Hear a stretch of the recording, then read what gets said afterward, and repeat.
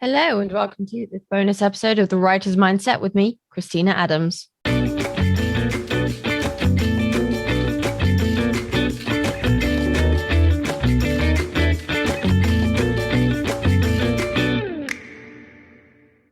The other day, I woke up and I wasn't sure I'd be able to get out of bed.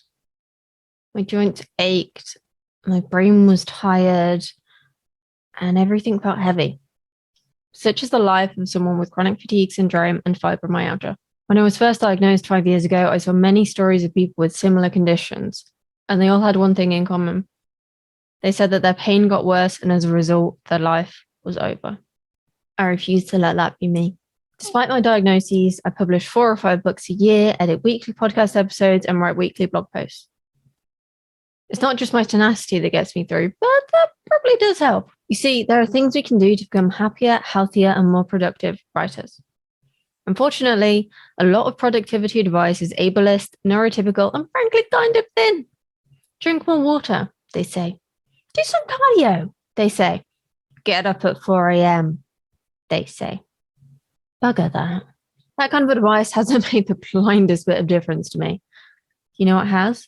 Understanding how and why different things affect my mind and body so that I can make informed choices about how to manage my current health issues and prevent any future ones. When my health conditions flare up, I find it a lot harder to write, which is why I've been doing my own research to find out how and why things like exercise, nutrition, and mindfulness impact my mind and body. I'm a firm believer that the main thing that stops most people is themselves. The other thing that gets in people's way? A lack of knowledge.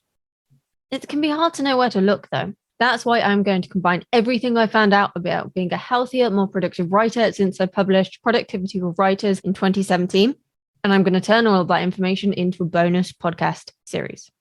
I'm delving into my research and bringing you the advice and techniques that have helped me improve my chronic pain, fatigue, depression, anxiety, and ADHD so that I can write thousands of words every day.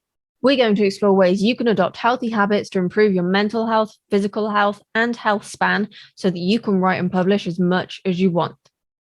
Do I have all the answers? No. You may know some stuff that I don't. I don't claim to be perfect, but I am here to support you, to guide you, to point you in the right direction so that you, too, can work with your mind and body to become happier, healthier, more resilient, and more productive. Being told to do something without understanding how it could benefit us or why it could make such a difference to our quality of life is a bit like being put into a car and told to drive it when you've never driven one before. You need to understand at least the basics to get moving. So, we'll explore some basics and we'll look at some other more complicated aspects and theories too. But we'll explore those things in a simple, easy to understand way. If you're looking for something verbose and academic in style, this probably isn't for you. We may be referencing studies, but we're not talking like we're in class here. When you see examples and understand the impact of new habits, it's easier to stick to them because you can visualize what the end result could look like for you. It gives you hope. Quite often, when writers get stuck, it has nothing to do with misbehaving characters. It could be that they're not sleeping properly, their brain is foggy, or they're stressed out about their day job. All these things affect our writing in ways we often don't consider. Our minds and bodies do many things to protect us from making us fatigued to creating pain. That's because emotional and physical pain are processed in the same part of the brain, the amygdala. So is it really a surprise when anxiety comes with a side of stomach cramps or depression with a headache? There are lifestyle changes we can make to mitigate these things and how they impact our writing so that we can do more today, be even more productive tomorrow. And these things compound over time to make us our truly best selves.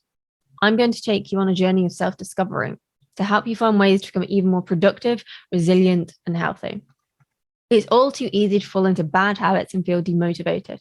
But whatever your age or health situation, there are things you can do to take back control. The brain is neuroplastic, which means it continues to grow and adapt throughout our lives. We don't always consciously train it as we get older, but we can, and we should.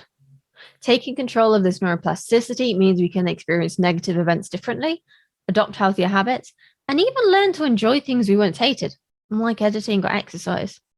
Is it always easy? No, not on the slightest. But I started down this path because I had nothing left to lose. I could barely get out of bed. I couldn't think clearly enough to work, and I thought my life was over at 29. I'd hate for you to get into that situation too. Even if you take away just one of the tips from this series, it can make a massive difference to your quality of life. You don't have to start big. Sometimes small steps are all you need to start seeing and feeling the difference.